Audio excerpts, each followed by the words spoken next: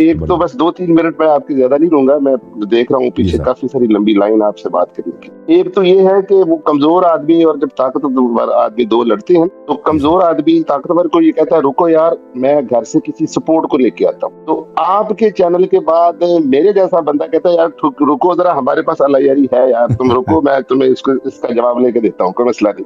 तो thank you अल्हम्दुलिल्लाह sir. अल्हम्दुलिल्लाह वी हैव अ स्ट्रांग, मतलब एक ऐसा आदमी जो कि टीके को ही नहीं बल्कि इंसानियत को बर्बाद करता है और चीजों को बड़ा खोल खोल के बयान करता है। अच्छा सर, सवाल दो थैंक तीन यू। बस बहुत ही सिंपल है। एक तो खौफ में मुबतला हूँ कि अल्लाह करे आपकी कोई 10-20-100 कापी हम करवा के ना, फोटो स्टेट आपकी करवा के, तो ये काफी इंशाल्लाह। सारे चैलेंज वाला यानी बैठे हो, काफी सारे चैलेंज पे इंशाल्लाह। इसी तरह जिस तरह से हमारे फिका अलतशी, मेरा जो कि फिका अलतशी से ताल्लुक है, ये जितनी तेजी से जाकर मौलवी बने हैं, इतनी तेजी से थोड़े से अलयारी भी बनाए।